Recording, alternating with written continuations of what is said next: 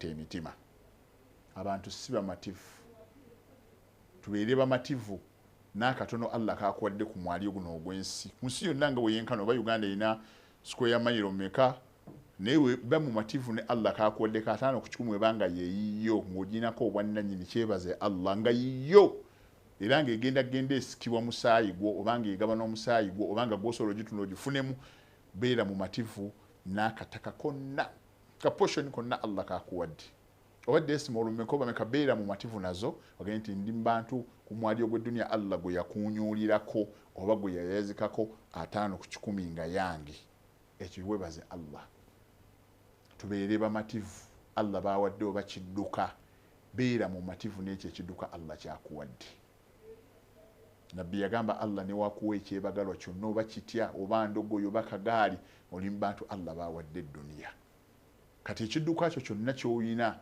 leka kubeera ng'oyina Ipsam ate nga weegomba Nadia alina Nadia yeegomba Pajero alina Pajero yeegomba Range Rover alina Range Rover yeegomba Benz buli muntu beera mu mativu n'ekidduka ekyo Allah kyakuwadde nga kyokyalina obudde obwo Allah musabe mu kwagala ko n'obusobozi bwe oba oyagala akukyusizemu oba akwongere akulunyisa eddala akuwa ekisingako ekyo ky'olina naye tubeere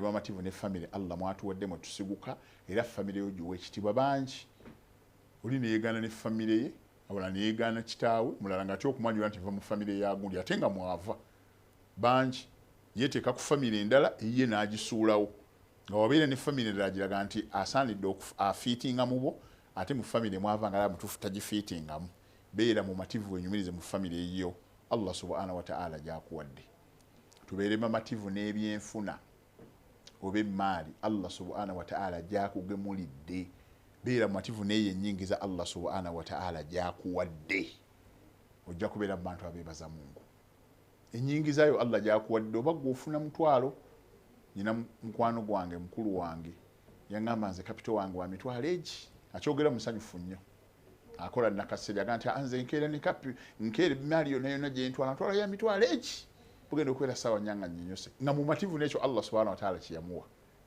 kapito we yagamba wa mitwalo egi ate mu mativu naye agamba kwempeeredde abaana ate kwembangaalira ewaka alina ebintu bye byasuubula n'abitwala ennakasaaga azigenda okubeera sawa nyanga nnyonyose naye kapito wa mitwalo egi ye gwakozesa n'olw'ensonga ebeera mu mativu n'enfuna n'ebyessente Allah subhanahu wa ta'ala byakuwadde oba ennyingizayo Allah gyakuwadde ojja kubeera mu bantu abasiimu oba abeebaza Allah subhanahu wa ta'ala beera mu mativu birawunik lawn kala Allah subhanahu wa ta'ala gye yakuwa okugezebwa kuli nnyo ku bakyala tunuulira eyo beauty yo Allah gye yakuwa oba black beauty oba langi yonna Allah subhanahu wa ta'ala gye yakuwa beera mu mativu n'eyo naye abala ebizigo bibokyezza abala bafunye ebizibu abala bafunidde mu kansa abala bafunye ebizibu bingi ng'alwana nnyo yejje ku kala Allah gye yamuteekako longoose eyo kala yeeshayininge weebaze Allah ne kala Allah mwe yakutondera ekirala tubeere bamativu ngera tubeere mu basiimu n'eggwanga Allah mwe yatutondera nti ffe tuli bannayuganda tulyenyumirizeemu bannaffe bamagulu meeru bawalu bazungu beenyumiriza nnyo mu mawanga gaabwe tosobola kusanga mu Egyptian nga yeegomba okubeera omusaudi abada omusaudi w'omusanga agamba ana Saudi nze ndi mu Saudi nga wule ddala ina engeri gye yeewulya nti wanjawulo osanga omu Dubai aga nange ndi mu Dubai osanga omukweti nange ndi mu Kuwait osanga Omumerika yinza okuba mu America Omuyisirayiri yenyumiriza mu kubeera Omuyisirayiri omutaka yenyumya okuba omutaka taagala era muyita Muwarabu kati naffe Abafirika naddala oba bannayuganda beera mu mativu n'eggwanga lyo Allah mwe subhanahu wa ta'ala mwe yakugerekera nti eryo eggwanga mwovudde leka kwenyumiza mutaliriyo tunayagala eggwanga lyaffe ntwagala ensi yaffe olaba tujja sobola kukoleramu ebintu bingi ebitwala maaso betuteekera abaana n'abazzukulu abo abazungu baayagala amawanga gaabwe okuva ku bajjajja baabwe kibali mu musaayi okwagala eggwanga lyabwe n'olwaleero balina bye bakoze bye batutte mu maaso for example tulina different tribe wano mu Uganda oba kingdoms ez'enjawulo naye kangereze ku Baganda kuba ndi Muganda Abaganda baagala nnyo Obuganda ne baagala nnyo Kabaka ne baagala nnyo n'ebyobuganda ebyabwe ekyo kibafudde okuba ab'enjawulo okwagala obwakabaka bwabwe n'okwagala Obuganda n'okwenyumiza nti Baganda ne tribe endala era oli wava neyinza mu tribe ye ne culture ye ne ggwanga lye bonna bakulaakulanye ne bagenda mu maaso n'engereza ku Baganda nti bayinza okuba ab'enjawulo kuba beenyumiza nnyo mu Buganda ne mu bwakabaka bwabwe n'emiziro gyabwe n'ebika byabwe era ababibodde nga baganda olinga akatabyekkirizaamu era be bafootose ne bafuuka abantu aba wansi. So beera mu mativu n'eggwanga mwosiguka oba ne kabira mwova ojja kufuna emirembe. Tuuba liman aslama, agenda kufuna emirembe, agenda kweyagala. Liman aslama wa ruzika kafafan wa qanna'ahu Allahu bima ataahu, ogenda kufuna emirembe oyo Allah subhanahu wa ta'ala gwagabidde riziki yonna oba ekingera kyonna kyakubunduguddeko n'oba mu mativu n'omatina kyona ddala nga kikumala ne webaza Allah ekyo kyakuwadde. Ebyo bigambo by'owekitiibwa Nabbi Muhammad sallallahu alaihi wasallama. Naye leero mu nsi mwe tuli mu'dhamu nnaasi fil hasarat, abantu bangi bali mu kufaafaaganirwa. Laysa bi annahum la yaskunuuna, abantu ekibamazeeko emere siga nti tebalina waakusula. Ekitawanya abantu butaba bamativu nawo we basula. Abantu baweereddwako emirembe si nsonga mbu laysa tebalina byakwambala, Allah abagabidde balina bye bambala, naye si bamativu n'ebyambalo Allah subhanahu wa ta'ala byabawa. Abantu bagweddeko emirembe si nsonga nti tebalya, naye si bamativu n'ebyokulya Allah subhanahu wa ta'ala byabagabiridde bye balya. Abantu baweddeko emirembe si nsonga nti balina byebagalwa, naye si bamativu n'ebyokwebagala Allah subhanahu wa ta'ala byabawa. Kati ensi netandika okuba mu competition, oli akola kufuna ekyo munne kyalina, ye neerabira okusima ekyo Allah subhanahu wa ta'ala kyamuwadde. Oli wawulira naga nti fulani yusafiru Dubai wa huwa yuridu dhalika, gundi agenda Dubai naye kyayagala, gundi yagenze mu umra naye agala agende mu umra, tetalina busobozi. Kati obulamu ne butandika okulooka nti baweddemu okwebaza Allah n'okusima n'okuba abamativu. Hayatul mukaranati, abantu bawangalira muwala bwolwayo bakompitinga kukompeyalinga ono yakoze kino naye nkankole kino. Abantu bawangalira mubulamu leero bwakuvuganya. Wa ashatil hayatun fil muqaranati, bali mubulamu bwakuvuganya bwakompeyalinga ono wakola kino nange nkola kino. Hayatuna al-yawm wahid minna yalbis hatta yarda an-nas, obulamu bwe tulimu olwaleero omu mufa ayagala ayambale abantu bamutendereze, n'aleka okukola byandikoze bimutwala mu maaso n'ebimugasa n'ebyetaagisa, n'ayambala. Lwaki ayambala? Hatta yarda an-nas, abantu basiime bamutendeze bambaye nga wanjawulo. Wa yaakul liyarda an-nas, abantu balya oba asula ku mizigo oba alina abamulaba ennyumba si yakikomera, ayagala nnyo oba lwa Sande oba lwa Friday oba lwa mukaaga oba alaga abantu nti ye yalidde endya yanjawulo naye nga byala tebiri mu busobozi bwe. Alina ebyetaagisa okukolako ebisinga ekyo kyagenda okulya. Kati abantu ero yaakul liyarda an-nas, olina okulya alya abantu bamutendeze oba muwaane, n'agenda mu kifo eky'ebbeeyi alyewo emmere oba atutewo omuntu nga neekaawe emmere gyagenda okulya n'omuntu mu kifo bagenza bagiriira wiiki, sente zagenda okozesa mu lunaku lumu ewuwe bazirira wiiki nnamba. Kati abantu balya liyarda an-nas, abantu bamusiime, kubanga alhayatul muqaranat, obulamu bwakuvuganya bwakompeyalinga. Wa yalbisu al-alwani wal ashkali min al-malabis liyajaba an-nas, abantu bambadde different colors, ne bambala engoye ez'enjawulo, ne bambala design ez'enjawulo. Lwaki byonna babikola? Ensi esiime, abantu bamulabewo. Kati abantu si bamativu ne Allah byabawadde, akula ekiri waggulu obusobozi bwe, ensi emulabe. Wa yughayyiru sayarat liyarda an-nas, leero omuntu aleke muluka ebadde mutambuza nga nnamu naga nnyina okuvuga akalamba, ensi esiime. Oba ave mu gyabadde malwe nti ate yavuze endala ng'emmotoka nagikyusizza. Tabikola lwa busobozi nakuba nti kyetaagisa, naye akikola olwokuba tuli mu bulamu obw'okuvuganya n'obutali basiimu. Allah kyatuwadde bye n'akikola liyarda an-nas, abantu bamusiime oba bamutendereze olw'ekyo kyalimu. Era akola buli kyakola kyo naga wamadha yaqulu an-nas, abantu banaagamba batya? Ali awo atawaana butawaanyi na bitonde binne. Abalala leero omusanzu oba muvubuka oba simuvubuka, wa yaskunu fil bayti aw yu'ajjiru allati fawqa ta'atihi, omuntu asula mu nnyumba oba omuntu apangisa ennyumba eri waggulu w'obusobozi bwe, aw qudrati, eri waggulu w'amaanyi ge na busobozi bwe, naye lwaki agipangisa agisulemu ga sente nyingi? Liyarda an-nas, abantu bamutendeze. Apangisa muyenga, asula naalya, asula muyenga, asula ne mu kifo kyatasookeddwa sulamu, naye ensi emutendereze. Asula ku apartment za gundi, era Kenya lyayagala nsula ku apartment za gundi, nsula mu estate ya gundi, naye ng'ennyumba gy'apangisa eri waggulu wa busobozi bwe. Afuna miliyoni 2, asula mu nyumba ya mitwalo 8. Afuna emitwalo 5, asula mu nyumba ya mitwalo 25. Afuna emitwalo 3, asula mu nyumba ya mitwalo 15. Afuna emitwalo 15, ennyumba gy'ami ya mitwalo 10. Kati abantu bakola ebintu napangisa ennyumba ng'eri waggulu wa busobozi bwe, kubanga si basimu ne Allah obulamu bw'abawadde. Kyekiddiridde wahidiyat ab nafsa fi jamii shu'uni alhayati, oli n'atawaanya obulamu bwe bwonna butuwangaaliramu. Lwaki abukola?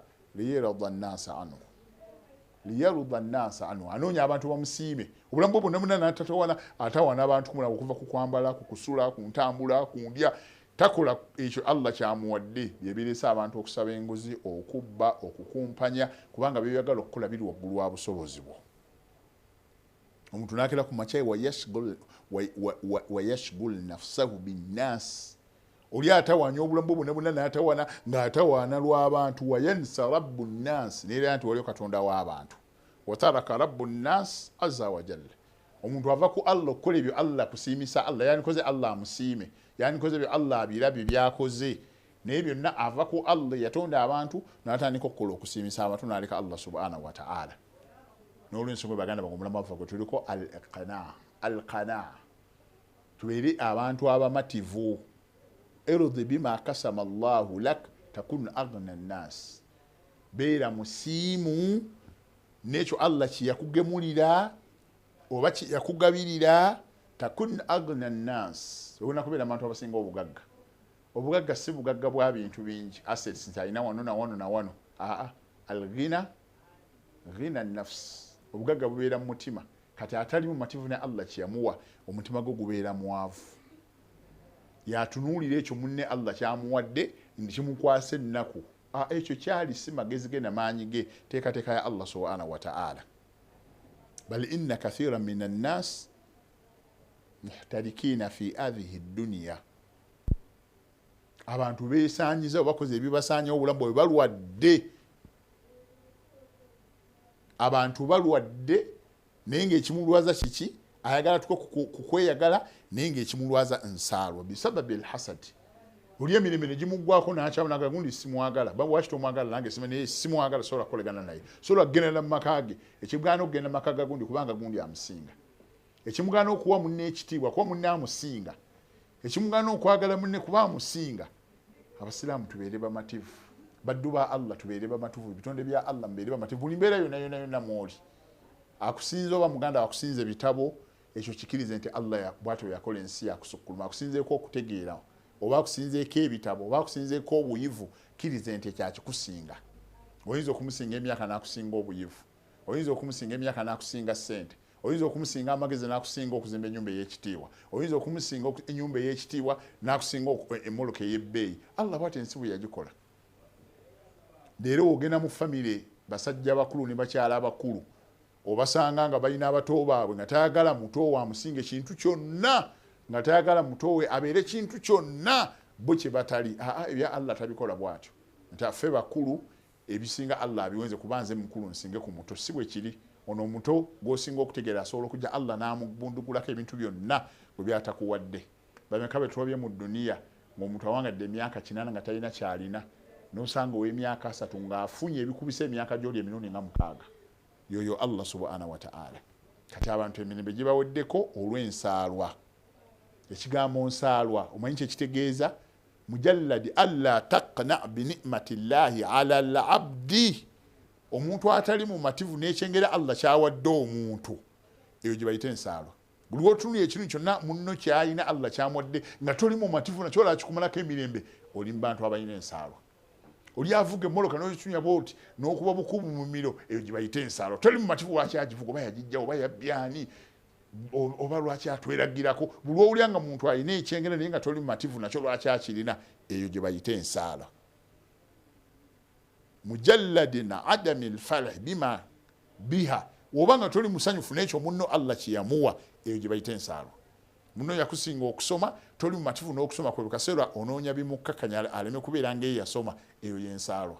munna ayina akamoloka toli mumativu n'akamoloka kayina lwaki yakalina eyo gye bayita ensaalwa oli ayina akayumba gwe siko olina akasinga akako tokamwagaliza eyo gye bayita ensaalwa oli ayina position oba woofiisi oba ekifo Allah kyamuwadde gwe tokifunye naye muganda wo tokimwagaliza oba omulaba bulala eyo gye bayita ensaalwa kati buli yali muntu yenna atali musanyufu n'ekyo Allah kyawadde munne oli wansaalwa eyo gye bayita ensaalwa kuba toli mumativu ne Allah kyagemulidde munno ate era toli mumativu n'ekyo Allah subhanahu wa ta'ala kye yakuwa hadha hasad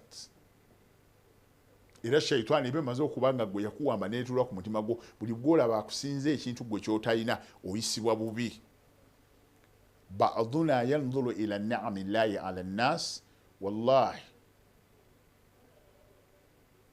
ene dunia gye tulimu mikisa oli ba'duna oli atunya munne yanzuru ila ni'ami llahi ala nnas atuye byengera Allah subhanahu wa ta'ala byawadde abantu obitunye boti ne bikwewunyisa kyoyino tegera nti ne dunia Allah buli muntu wazza al-rizqa wa wazza al-hudud Allah yagaba emikisa n'agaba ebyengera buli muntu ayina omukisa gwe emikisa gyaffe gyanjawulo Allah ayina bawadde dunia ad-dunya haddun hadha laka wa hadha li Allah guno omukisa gwo nange guno gwange oyinza okuba yakuwa ekyengera ky'obulungi ono n'amuwa ekyengera kya ssente ono n'amuwa ekyengera ky'obulamu nga talina ndwadde ono n'amuwa ekyengera ky'ezzadde ono n'amuwa ekyengera ky'okulabika obulungi ono n'atamuwa ekyengera kya bufumbo ono n'amuwa ekyengera kya ssente n'atamuwa ekyengera kya musajja oba kya mwami bwetyo Allah ensi we yagikola naye tegeera nti edduniya mikisa buli muntu alina omukisa gwe hadha laka wa hadha ali ogwo gugwo ate guno gwange ana laysa fi iddakhli fi ma indaka sina kulingiriza na kuyingira kwebyo Allah subhanahu wa ta'ala byakuwadde ad-dunya khudud ede dunia buli muntu Allah yamugerekera omukisa gwe hadha laka wa hadha li kino kyange ate Allah yagereka ekyo kikyo wa ana laysa fi iddakhla fi ma indak sirina kulingiriza na kutunulira ekyo Allah subhanahu wa ta'ala kyakuwadde hadha qismatullahi li ekyo kyendi buli kyondaba nina kyonna ogwo mugabo gwange Allah bwatu we yagugereka falimadha lam tas'alillah an wahabak ulaba nga toli mativu n'ekyo Allah nze kiyampa gwe naawe Allah musabe ajja kuwa ekyo kyennyini kyolaba nze kiyampa kyondabako ekirungi oba ndabika ng'olaba ndabika bulungi nga owulya kyekikunkyaya saba Allah olabike bulungi n'okunsinga webiba byanfuna nga Allah ampadde sente ezisinga ezo saba Allah akuwe sente ezisinga ezo gwokwatibwa ensaala weba nnyumba kalina nga Allah gyawadde oyo gwokwatibwa ensaala saba Allah akuwe esinga eyiye wekiba kidduka saba Allah akuwe kubanga Allah subhanahu wa ta'ala huwa razzaq musaba omugemi ya razzaq kubanga Allah ye agna al-aghniya ye mugagga agaggawaza abagagga yayina amawanika g'eggulu n'ensi Allah musaba omugambi ya wahabu ya razzaq uruzukuni Allah gwatona Allah gwabundugula ebyengera n'emikisa gy'oyagala bw'oyagala Allah gwo mugabi Allah ngabirira n'emitima gy'abantu leero giwedde wal kurubu mu'tariq wallahi la tasad abantu balina emitima tegyeyagala lwansaalwa abantu bangi lubeerera abeera ku kyengera Allah kyeyawa munne n'akyogerera ayagala omuntu oyo amukakkanye olw'akantu Allah keyamuwa mu famire zonna we ziri oli awalana munne lwakayumba lumu bbiri munne ze yazimba nga bonna famire tebazimbanga ku mayumba oluusi n'awalamu baba balina lumu bbiri ne bawalana yazimba lumu nnya nga tebamwagalira ddala nga baagala okiba kinyanga bonna bakibaddemu artist bonna babeeraawo oli n'awalana munne lwakamotoka oba lwakapikipiki oli nanga nti ayagula akapinga mu kikaya soso okugula pikipiki ensi yonna nga temwagala lwa pikipiki oli n'awalana munne lwakuba nti akola Kampala ng'ekika kyonna kikolera mu kyalo kati ensi bwetyo weeri so tuddeyo tubeere bamativu n'obulamu Allah subhanahu wa ta'ala bwatuwadde abantu balyawo amaaso gali ku mbeera ya munne wa ba'dhu nnasa ayunuhum daiman fi rizqi ghayrihi abenganda lubeerera amaaso gaabwe kali ku byanfuna by'abaganda baabwe khasatan al-akaribu naddala abenganda muganda we yasooka okunoonyereza emmotoka yagitunze enyumba bagenda gimugobamu alina looni mu banka ye lwaki akola bw'ati omuganda wo ow'okulusegere muganda wo bye basinza nnyo okutunya baganda baabwe okutunya ebyenfuna byonna ayagala abitegeere naye ate wamala okubitegeera kiddako okukwatibwa nsaalwa tabitegeera nti akusanyukirako wabula abitegeera wamala nakukwatibwa ensaalwa abaddako okubeera abazibu eri abantu okubakwatibwa ensaalwa n'okutunya ebyenfuna by'abannaabwe aljirani baliraano kuleka nga Allah akuwadde muganda nga musiraamu wabanga neighbor nga musiraamu naye abantu bonna kati abasinga okukwatibwa bannaabwe ensaalwa alina kuba wa luganda lwo ova ku oluganda oyo akulinaanya amanyi byokola oba mu mulimu gwo oba mu byensulayo oba ku faamu yo ogolaba akulinaanye tobuuza omuntu yenna asinga okwogerako n'okwonoona n'okukwata ensala aba oyo yennyini. Al ikhwan baganda baffe wal jiran ne banneiba baffe kati abo bennyini basooka okwagala okuteekawo hayatul muqaranat batandika okuvuganya naawe yakoze kino nange nyina kukola kino olutandisa okukaayana ki ekiddiridde fi nihaya hubutin fi lmatari shaitan tulandinze mu mbeera tulandidde ku airport ya shaitani oba tulandinze mu kifo shaitani weebeera biduni tazkiratul audatun ila rabbi nnas naye nga ku airport woolandinze tolinaawo tikiti ekuzzaayo eri katonda w'abantu shaitani nekutuulako wenna n'owalana munno olw'ekirungi Allah kyeyamuwa n'oyogerera munno ekintu kye yafuna ab'eŋŋanda bwe bali olwali ne banneiba buli amusinza gayabba baloga basamize baluminati buli alaba amusinze naye bye bitandika kuba ŋŋanda ne baliraano abamanyi betukola be basinza okuwalana bannaabwe buli kyolina kyonna abasooka okisansanya buli kikutuuseko kyonna abasooka okusatulula byonna ebibyo baŋŋanda zaffe naddala nga mwazimba ku kyalo kyekimu oba mu bitundu byebimu ne banneiba baffe abatunanye oba mu bisulo oba gye tukolera abo bwe bali naye baganda beffe fenna tukitegeera olwaleero ilma lyakini anna Allah subhanahu wa ta'ala huwa arrazzaq Allah yagaba bikira okukwatibwa munne ensolo ategeera nti Allah subhanahu wa ta'ala huwa arrazzaq Allah subhanahu wa ta'ala yagaba twagenda nabbi sallallahu alaihi wasallama yagamba fima rawahu al-imamu al-muslim yagamba kadi aflah man aslama agenda funa emirembe oyo anaasiramuka waruzika kafaafan wa qana'u Allahu bima ataahu Allah yagaba ogenda funa emirembe gwe anaasiramuka n'otegeera nti mazima riziki Allah subhanahu wa ta'ala gye yakuwa ekumala Allah yakugerekera riziki nga yeye ekumala okusobola okumusinza mbaddu ba Allah olwabaddu nga Allah ye yamala dde okukulaba kubanga ilmu Allahi azila Allah akumanyi alina Allah abaddu be batunyanga wanakuwa emaali oba ebyenfuna ebingi bigenda kubuza gwe Allah nakuwa osobola okumusinza ate Allah mbaddu waliwo abaddu nga abatunya bwati waataabawo riziki tebagenda kumutegera wadde okumusinza ng'alina kubagasiza byanfuna kati gwe Allah olw'okuba akumanyi ekyo kyolina riziki gy'olina Allah yamala dde okulaba nga we gy'onaabeera eyo nayo yojja okusobola okumusinza katubeere bamatifu min al alamati al imani ar-ridha mu bubonerero bw'okuba nti tuli bakkiriza tulina kuba basiimu kusiima eyo riziki Allah subhanahu wa ta'ala gyakuwadde antarudha anillah tubeere basiimu eri Allah subhanahu wa ta'ala siima Allah buli kyonna kyoli wa antarudha ala shakirika twagambye siima ekifaananyi Allah mu yakuteeka wa antarudha ala imkaniyatuka siima obusobozi obwo Allah wakuwadde ku kintu ekyo ky'osobola bimana Allah subhanahu wa ta'ala kasama al-iradat n'obusobozi ku buli mbeera yonna Allah yabugaba benyina obusobozi obulima omulala alina obusobozi obuvuga emmotoka omulala alina obusobozi obuzimba omulala alina obusobozi n'okutegeera ebyobulimi omulala alina obusobozi bwakukozesa byuma tekinologi buli muntu obusobozi bw'olina Allah subhanahu wa ta'ala obwo bwe yakuwa beera musiimu antarudha ala imkaniyatuka obusobozi bw'osobola oba iradatuka ky'osobola n'obusobozi bwo bwonna Allah yabikasama buli kyonna ky'oli kya Allah subhanahu wa ta'ala buli kyonna kyolaba ekikwetoolodde ekiri mu kibuga bwoli oba ku mulembe kwoli laisa byadde katabiri mu kutegeeraako n'amaanyi go bya Allah subhanahu wa ta'ala Allah bingi byatuwadde ddayo ekitono nnyo oba totegeera gwoba okyakaayina ku riziki yo kanga olaba nga atali mumativu ddayo olabe Allah yakusalyawo okubeera ne taata anaakuzaala oba kitaawo yali afaanana atya yoyo akuzaala ne maama we yakusitula mu lubuto yoyo maama oba tayogera oba yeewalula oba alina obulimu butyo oba ali atya yoyo maama Allah gwe yayagala akuzaale ekyo Allah yakisalawo nga we yakusalyawo taata agenda okukuzaala ne maama agenda okukuzaala ne mu nsi mwogenda okusaalibwa era Allah yakusalyawo obeere mukyala oba obeere mwami era Allah yakusalyawo ku kyalo kumugenda okuzaalibwa ne bisikuli gye muva era Allah yakusalyawo ku mulembe n'ekiseera mwogenda okuzaalibwa nga Allah we yasalawo ebyo byonna era ye yasalawo n'ebyenfuna by'oyo gw'owalana gw'otayagala ng'akusinze era Allah yasalawo n'ebyenfuna by'olina by'otali mu mativu nabyo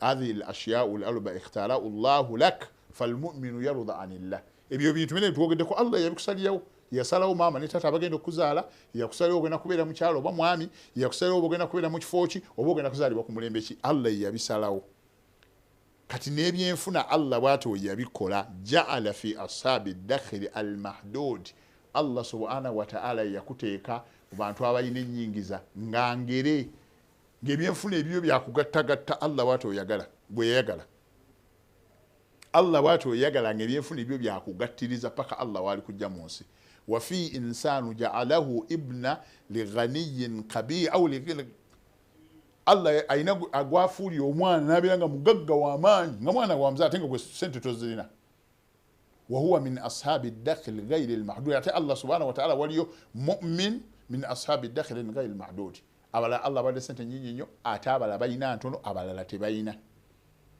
kati ebyo byonna tulina okutegeera hinama ta'lamu hikmatullah tulina okutegeera nti buli Allah kyonna yakikola lw'amagezi nga mulimu ekigendererwa yakuwa ssente ezo n'obusobozi obwo n'okutegeera okwo n'amaanyi ago n'okufuula omukyala oba omwami ng'alina Allah subhanahu wa ta'ala kyayagala obenga ojja kutuukiriza wa inama ta'lamu ilma Allah tegeera okumanya kwa Allah nti Allah yamanyi lwaki oli mu mbeera mw'oli wa inama ta'lamu rahmatullah tegeera Allah ayikulinako obusobozi takulekangawo nti yakuvaamu wakad ikhtara Allahu laka ma huwa yunasibu Allah yakulondera ekikugwanira Allah lwaki yakulondera ekikugwanira liradita anillah obeere musimu eri Allah subhanahu wa ta'ala kyonna kyoli omukyala gw'olina oba omwami gwe yafumbira yoyo Allah yagala obeere n'oyo yakusaana era yakusobola mu mbeera mwe muli mu bupangisa abo mu buwangadde mu zaaliyamu abaana Allah yagala mbeere bwe mutyo nga wanaaba wabbanga lumugenda kumujeemera mulumu bbirize mwazi mubalu mwe musula Allah yagala mbeere omwo mubbanga lumu kayina yamwe gye mulimi Allah yagala mbeere mweyo nga mujja okusobola okumusinza mu byenfuna byammwe n'embeera zammwe muli Allah bw'atyo qassama yagabanya buli kintu kyonna kyonna talina gwe yeerabira kati olina okwebuuza n'ogamba hal anta radi anillah oli musimu eri Allah subhanahu wa ta'ala Imam Shafi yasanga omusajja ng'asaba Allah ng'alinga abuza Allah ng'agamba Allah onsiimi ya Rabbi al anta radi anni omusajja yali yeetoola kaba ng'aganyine Katonda wange ddala oli musiimu Shafi n'amugamba al radita anhu goli musiimu ne Allah mumbeera munna mwakutadde hatta yaruda anka Allah naye akusiime ututasiime Allah mumbeera mwatadde n'obulamu buli Allah naye tagenda tusiima omusajja kala ya subhanallah wa kaifa aruda anhu wa ana atamanna ridha omusajja agamba nze nabeera nti nasiima nti Allah ng'ate nze neetaaga yansiime idha kana sururak binikmati kasurulaka binima fakad radita anillah omuntu yenayina waabeera musiimu n'ekyo Allah kyamugezeseza nakyo nga si kirungi era aba musiimu n'ekyengera kyonna Allah subhanahu wa ta'ala kyaba amugeredde tubeere basiimu ne Allah subhanahu wa ta'ala byatugeredde nga tumaliriza Allah subhanahu wa ta'ala yagamba man amila salihan min dhakarin aw untha wa huwa mu'minu falanuhiyannahum hayatan tayyiba Allah subhanahu wa ta'ala mu aya yekitibwa agamba omuntu anaakola emirimu emirungi Allah subhanahu wa ta'ala gyayagala si nsonga mwami oba mukyala musajja muwala mulenzi anaakola emirimu Allah subhanahu wa ta'ala gyayagala wa huwa mu'min ng'ogikola oli mukkiriza Allah tiyagamba musiraamu yagamba omusiraamu omukkiriza wa huwa mu'min n'obikola ng'olina imaani ng'oli mukkiriza ebitende bifuula omuntu omukkiriza tubimanyi Allah agamba falanuhiyannahum hayatan tayyiba Allah agenda babunduko muwangala obulamu obulungi abantu balowooza nti obulamu obulungi okubanga olina ssente bangi bazina nga tebeebaka bangi bazina nga balina endwadde bangi bazina nga tebazaala bangi bazina nga si zaabo ffe tuba bifaananyi ku ngulu naye Allah basiimye balina obulamu obulungi mu mbeera be naga falanuhiyannahum hayatan tayyiba Allah subhanahu wa ta'ala agenda kubabundugulako obulamu obusinga okuba obulungi nga tumaliriza qala ulama tafsir bagamba alhayatu tayyiba hiya ridha anillah omuntu Allah subhanahu wa ta'ala gwawadde obulamu obulungi yoyo musiimu eri Allah subhanahu wa ta'ala radhi anillah musiimu eri Allah subhanahu wa ta'ala gubayita omuntu yasiimi Allah subhanahu wa ta'ala fi makani al-ijtimai mu mbeera yonna ey'obulamu bwe n'agamba Allah subhanahu wa ta'ala kala ba'dhu ulama inna al-abrara la fi na'im Allah bini'ami ridha anillah abali mukweyagala be babasiimu n'ebyengera bya Allah subhanahu wa ta'ala nagambwa innal fujjara la fi jahimun so ba Allah subhanahu wa ta'ala munyivu gibali n'olwensonga baganda ab'ebitiibwa tubeere basiimu n'ebyo Allah byatuwadde tetukwatibwa nsaalwa kwabo Allah batusukulumiza wabula tubeere basiimu nga Allah tuli matoba mwebaza olw'ebyo Allah subhanahu wa ta'ala byatuwadde saba Allah subhanahu wa ta'ala tugase nabyo ateeke mu bantu abeebaza era abasiima embeera yonna Allah subhanahu wa ta'ala gyatuwadde era tuteeke mu bantu abamusaba nga twetaaga okutukyusizaamu oba okutwongera ku ebyo ebirungi bya Allah subhanahu wa ta'ala byaba atuwadde saba Allah jalla waala takumira mpeera abakuume wa jazakumullahu khaira wassalamu alaikum wa rahmatullahi wa barakatuh.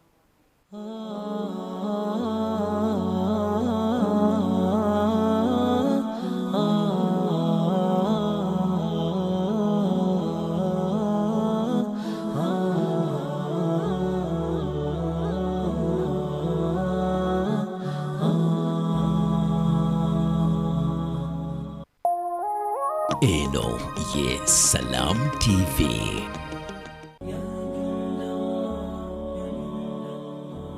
Entambuza ya ddaawa tugyongeddemu ebisoko n'ebinnonogo mu budde obunyuvu ku muzikiti gwo wennyini mu kitundu kyo era ku Mande tuba ne Sheikh ni kiti togwa musuulu tuliwo olwo Allah n'akwanja okuwanjaga kukonna ng'akuwulira gwe tossa mukono kusaba togwamu ssuubi. Olwokubiri Sheikh Salim Bosa wasta'inu bis-sabri was-salah mweyambise nnyo okubeera abagumiikiriza era mweyambise nnyo okubeera nga muyimirizaawo esswala. Olwokusatu omulangira Sheikh Ndawula Siddiq bino binnonogo byennyini mu budde obunyuvu. faman ya'mal mithqala dharratin khayran yarah abo tetubatiiririra ky'omuntu yenna akoze akalungi ke nga katono katya yarahu Allah agenda kamulaga era akamuweemu empeera egyamu. Olwokuna Sheikh Imran Sali era nga naye bwe yakikkaatiriza n'aga nti wa in ta'uddu ni'matallahi la tuhsuha ne bw'otandika kubala ebyengera Allah byakuwadde tosobola kubikomekkereza. Tumwebaza Allah olw'ebyengera ebingi byatuwadde era tumusaba bitukuumire n'ebyo bye tutannaba kutuukako nga tubiyaayaanira nga bya mugaso gye tuli nabyo bitutuuseeko. Tukyafumba omutwe. Olwokutaano Dr. Senjala Mu kiseera ky'omuntu ng'ebintu bimusobedde ibaada gy'akyasinze okukola neyagalwa nnyo ewa Allah mu kaseera ako ye ibaada ey'okusaba Allah tabaraka wa ta'ala. Tukyakuteekateeka mu nteekateeka entuufu era ku Lwomukaaga buuza oyige ne Sheikh Kasimu Kiyingi. Abaseeka bakintumye basheekha abakulu mu ggwanga tiddalasa ziddemu mu mizikiti naddala eza Sande ne ku Lwomukaaga abaana basobole okusoma eddiini yaabwe. Bayimaamu mukiteekemu amaanyi ab'ettwale abaana basome ku ddiini yaabwe nga bagiyiga ku mizikiti buli lwa Sande n'abakyala nabo basobole okusoma ku ddiini yaabwe tusobole okutambuza eddiini obuki obulungi. Lukyali lusufu Olwomukaaga anti tukuleetera ne Dr. Fidhi Walusimbi. Awo wetugambira nti fahadha min babi aula bwe buba nga obusiraamu bwakkakasaako okuyisa obulungi ekinyonyi okuyisa obulungi ebimera n'ebisolo ate olwo kikkakatako nnyo okubeera nti mugandawo ate ye omuyisa bulungi nnyo. Olwo ku Sande Imaamu Sulaiman Kyeyune Ebisinga okuleeta obufumbo okufa amangu butatwala budde nga wetegereza omukyala n'omukyala obutetegereza mwami bwezibanga nga ziri 12 netukimanyirawo netugamba nti tujagala nazo nga ziri 12 so sikutuuke nti wallahi saa ziraba.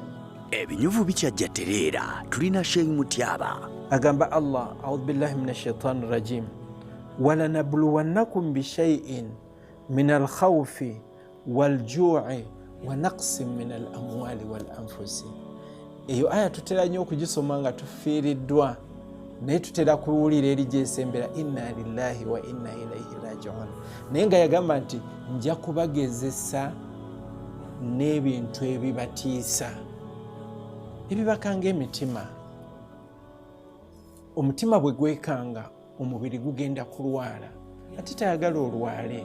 Yensonga lwaki akubuulidde olubereberye nti ekyo nja kukugezesa nakyo, therefore tekikumalira biseera kweraliikirira. Take it easy. Awo ne tuleeta Dr. Mutagubya Ashirafu. Omuntu alya riba amanyi bagamba nti awangala obulamu bwe nga talina baraka. Olwa la'an Nabi Muhammad sallallahu alaihi wasallam gyatugambye nti ogenda kuba okola bingi nnyo naye nga byokola temuli baraka. Abayivu tebaggwayo. Obwo bwe bunyuvu bw'ebinnonogo mu ddaawa wano ku Salaamu TV, olutimbe olw'emirembe.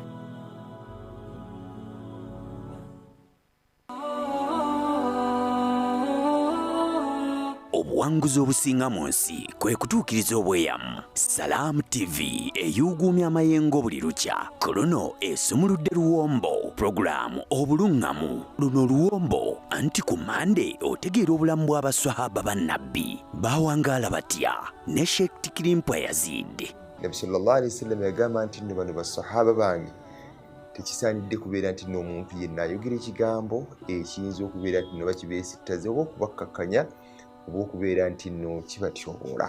Ku lwokubiri, enneeyisa y'omusiraamu ddala erina kuba ya njawulo. Enneeyisa y'omusiraamu ne Sheikh Muhammad Kibaate. Enneeyisa kyentegeeza mu kyo, enneeyisa yo n'ekintu gundi. Enneeyisa eteekeddwa okubeera ku kino n'ekintu gundi. Enneeyisa yo n'ekintu gundi. Bw'onooba kijjamu kyonna kijja okukola ekigambo mpisa. Wulira bwe twambuka olwo lwokusatu, okusonyiwagana. Osonyiwa otya anti kitukakatako ne munnabugerere Sheikh Swaleh Kigundu. Waliwo ebintu bino bya mirundi esatu. Waliwo okusonyiwa, waliwo okusonyiwagana, wabaawo n'okwesonyiwa. Buli kimu kirina amakulu gaakyo, naye ekimu kiyinza ate okukutuusa ku kirala, ate ekirala kiyinza obutakutuusa ku kirala. Twesoza olwokuna tugenderera kino kikulu nnyo okugaba emaali y'omufu mu Busiraamu. Obadde okimanyi ye obadde okikola otya? Kati kitegeere mu bujjuvu bwakyo okugaba emaali y'omufu mu Busiraamu ne Dr. Sowedi Mayanja. Miraasi kitegeeza yengeri process yengeri emaali y'omufu gyegabizibwamu eri abasikaabe. Ddala twambuka tuyingira ejjuma. Olwokutaano olina kigendererwa ki? Ekigendererwa oba enniya ku olwo banguka ne Sheikh Rajabu Kakooza. Enniya mu lulimi lwonna amagulu gaakyo mu lulimi al-qasdu, okugenderera okukola ekintu. Olw'omukaaga tukulaga ekkubo ettuufu ly'olina okukwata, ekkubo ly'Obusiraamu. Gundi tova ku Maini ne Sheikh Sujja Idris. Omuntu gwe bagamba nti omuntu atuuse ku buwanguzi afaanana atya? Bwe kibeera nti ogamba nti kusoma, abaako eddaala lye yali aluubirira. Kakati eddaala eryo singa amala n'alituukako, tugamba nti oyo akoze eki? Atuuse ku buwanguzi. Olwo ku Sande tuluyingiramu n'empisa z'omukkiriza. Omukkiriza yandibadde atya? Biki byakola ne byatateekeddwa kukola? Ne Sheikh Najibu Kasozi. Okubeera ne fiqihi mu ddiini y'Obusiraamu gy'emirembe gy'ogenda okubeera nagyo wenna eyeeyitwa omumanyi. Olwo lwe luwombo lw'obuluŋŋamu. Woomera oluwombo buli lunaku. Program obuluŋŋamu wano ku Salaamu TV.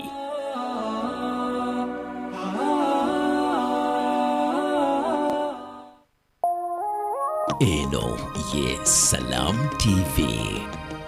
Nabbi Musa ono yayagwera nnyo ne Allah subhanahu wa ta'ala. Olunaku lumu amubuuza nti ya Rabbi, omulezi wange Allah, arni nkusaba ondageko rafiqi fil janna, ndaga ku mukwano gwange agenda okuva mukwano gwange, munywanyi wange, neighbor wange mu jjana. Allah n'abaako mu kifo yamusindika n'amugamba nti ogenda kusangawo omusajja oyo ye neighbor wo mu jjana, omusajja oyo ye mukwano gwo mu jjana.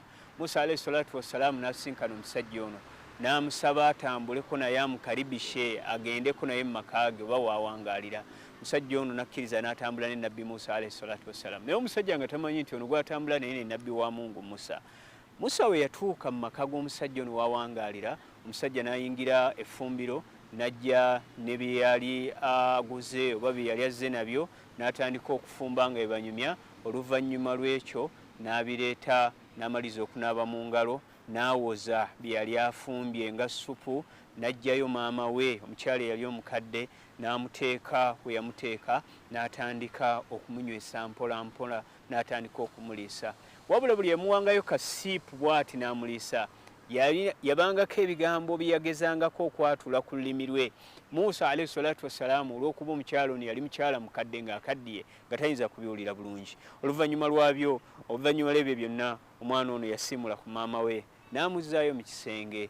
Musa alayhi salatu wassalaamu abuuza omwami ono nti omukyala oyo gw'obadde naye yani n'amugamba nti maama wange n'amugamba nti njagala ombuulire bigambo ki byayogera byakugamba oba bya whispering nga buli wobaako kyomunywesa. Vubuka ono kwe kugamba Musa alayhi salatu wassalaamu n'amugamba nti maama wange oyo ebbanga lye mmaze nga mulabirira buli wembaako kyemunywesa buli wembaako kyemuliisa nsabira edduwa egamba Allahumma ja'al ibni ay Allah subhanahu wa ta'ala fuula omwana wange rafiqa Musa fil janna munfuulire nga neiba wa Musa mu jjana munfuulire nga mukwano gwa Musa mu jjana. Musa alayhi salatu wassalaamu n'agamba omuvubuka ono n'amugamba nti abshir nkuwa amawulire amalungi era sanyuka era genda osanyuse maama wo omugambe nti Allah tabaraka ta'ala edduwa ye yajyanukula nzazze wano nze Musa Allah jalla jalaaluhu aŋŋambye nti gwe neiba wange mu jjana era gwe mukwano gwange mu jjana. Bannange ebigambo bino tufunamu ki? Ekigambo ekisooka kye tufunamu nga kikulu nnyo edduwa y'omukadde yabbeeyi eri omwana wo. Newooba ofaanana otya newooba mu mbeera ki newooba munafu otya ku mateeka ga Allah subhanahu wa ta'ala ne bw'oba weerabamu obunafu obufaanana butya edduwa yo yabbeeyi ebitagambika eri omwana gw'ozaala. Teriyo muntu wansi wanjuba ayinza kusabira mwana wo dduwa nga yabbeeyi okusinga gwamuzaala. Tusabire abaana baffe babeere abaana ab'empisa abaana abalimu ensonyi abaana bannaddiini tubisabe Mungu we tutaabisabe Mungu ayinza obutabituwa we tulaabimusaba Allah jalla jalaaluhu ajja kubeeranga embeere ekintu ekyakituwa. Bannange tusabire abaana baffe tugayaalirire omwana tugivinga nga up ku mwana wo. Omwana wo ye investment esinga okubeera ey'ebbeeyi gy'okoze mu nsi giteekeko obudde giteekeko edduwa ekiro n'emisana. Bannange okirabye nti edduwa y'omukadde yabbeeyi. Lwaki gwe akyalina omukadde akyalina ekyengera mu byengero ebinene Allah akyakuumidde bakadde bo? Lwaki omala olunaku nga tumuwulizzaako? Lwaki obaako by'okola n'otabimubuulirako kubeera nti akuteeka mu dduwa? Noonya nnyo edduwa ya mukadde wo kubanga wansi w'enjuba teriyo muntu ayinza kuwa dduwa nga yabbeeyi efaanagana ey'omukadde. Abantu bangi mu nsi banoonya bakadde baabwe bawe ku dduwa naye leero tebakyalina bibanyiza bajja.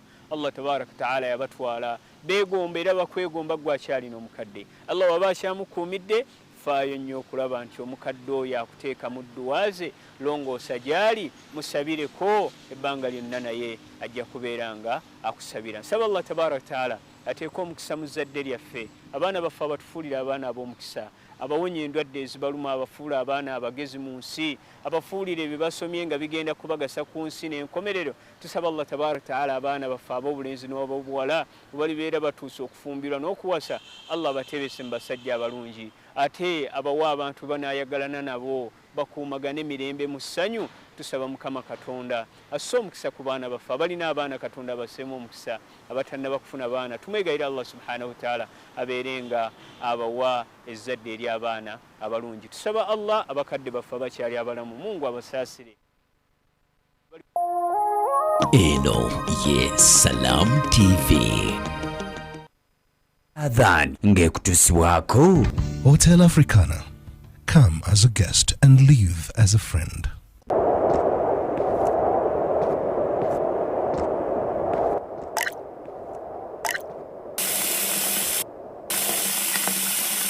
Allahu Akbar, Allahu Akbar, Allahu Akbar, Allahu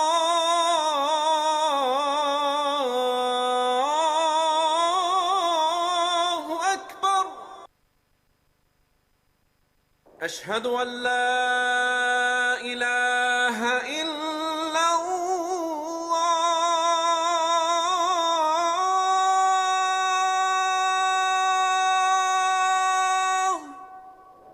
أشهد أن لا إله إلا الله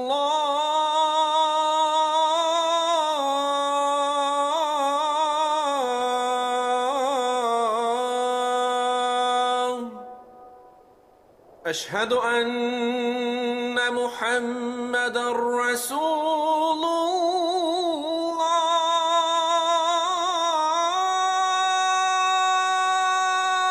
الله أشهد أن محمدا رسول الله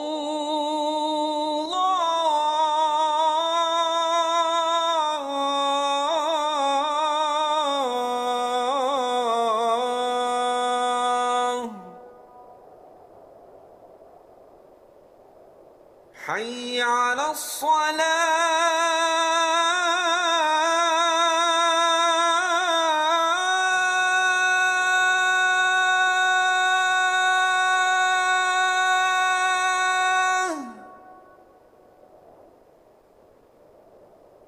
حي على الصلاة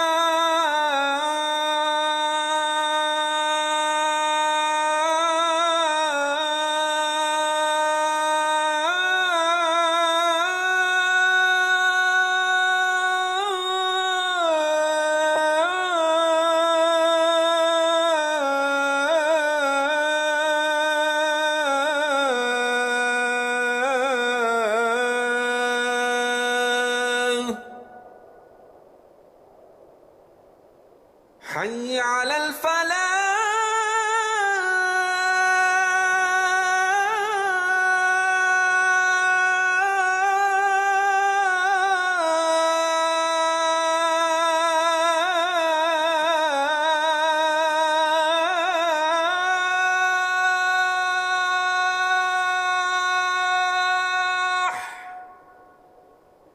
حي على الفلاح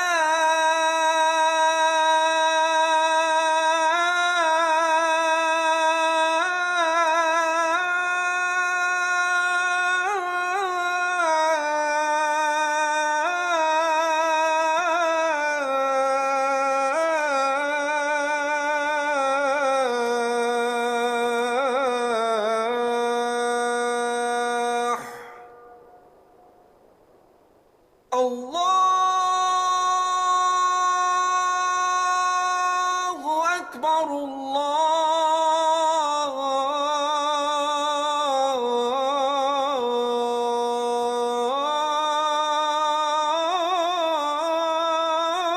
الله أكبر لا إله إلا الله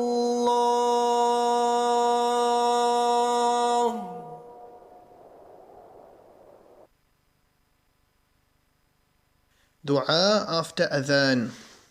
اللهم رب هذه الدعوة التامة والصلاة القائمة آت محمدا الوسيلة والفضيلة وبعثه مقاما محمودا الذي وعدته. O Allah, Lord of this perfect call and this prayer to be established, grant Muhammad al-Wasila a high and special place in Jannah and al-Fadila a rank above the rest of creation, and raise him to a praise platform which you have promised him. Adhan ngekutusibwako. Hotel Africana. Come as a guest and leave as a friend. Eno ye Salam TV. Better steady, be better. Tugenda ne tusanga nti abantu abatukubira nti owangudde ninga essimu gyakubira teri mu mannya ge. N'osanga ng'ate akukubira musajja naye bw'oyagala okukebera nti essimu eno liri mannya gaani nga liri mannya ga muntu mulala. Okusingira ddala ba victims ab'embeera eno amasimu agatera kubeera mu mannya g'abakyala. Ekyokubiri bw'ategeera nti essimu eyagiwandiisa mu mannya agatali gage ng'atandika kuyiiya. Akuyiiya atya? Akuyiiya mu ddoboozi, mu kukyusa amaloboozi. Oba oluusi n'ayogera atali Munnayuganda, mu Luzungu olugetegete. N'akubira kolokolo, wangudde motoka, wangudde gold, simanyi Omuzungu akoze ki. Ate sira kindi abasinga bakubikira n'okubikira. Naye ekibuuzo kiri nti gwe bakubidde essimu nti owangudde, kiki kye weetabyemu nalwekyo nkubiriza n'okusaba gwali campaign eno beera steady beera better. In partnership with Uganda Communications Commission and NBS. Wedi Travel is the leading Hajj and Umrah travel agency in Uganda, offering you Hajj and monthly Umrah packages, visa processing, international ticketing, and hotel booking services that suit you best. For more information, call us at 0705 555557 or visit our website at www.weditravel.com or our social media platforms at Wedi Travel on Twitter, Facebook, and Instagram. Find us at Laudel Towers, First Floor, Laudel Road, Nakasero, Kampala. Wedi Travel, your life-changing journey.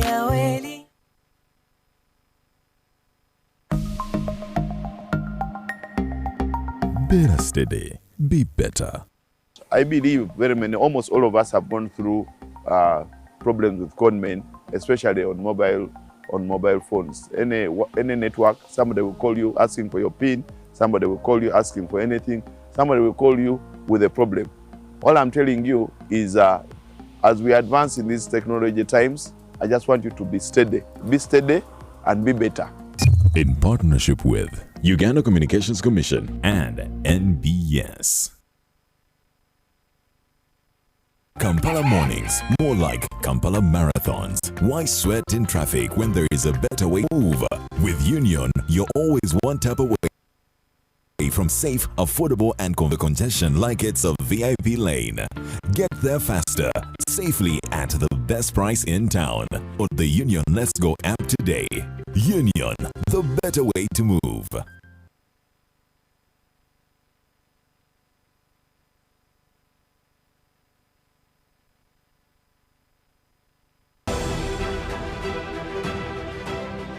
I'm one of the scientists now doing research on plastic technology recycling, where we can be able to produce other products from plastic waste. For example, we are trying to develop a plastic tile with sand plastic tile, that it is unbreakable, it can be shifted from one roof to another. So this is a project we are working on. It's our initiative as Kazire Group of trying to reduce waste from the environment. Brothers and sisters, Taso Butonde for a better Uganda. This message is brought to you by National Environment Management Authority, Kampala Capital City Authority, Vivo Energy, Airco, Pepsi, Stanbic Bank, and NBS TV.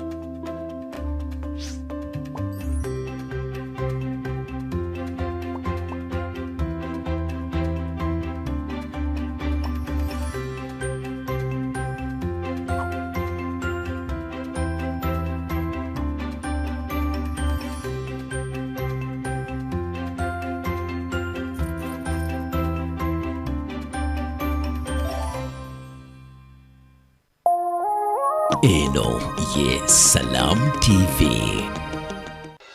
La ilaha illallah, Allahu Akbar, Muhammad Rasulullah, ya Habib Allah, Allah.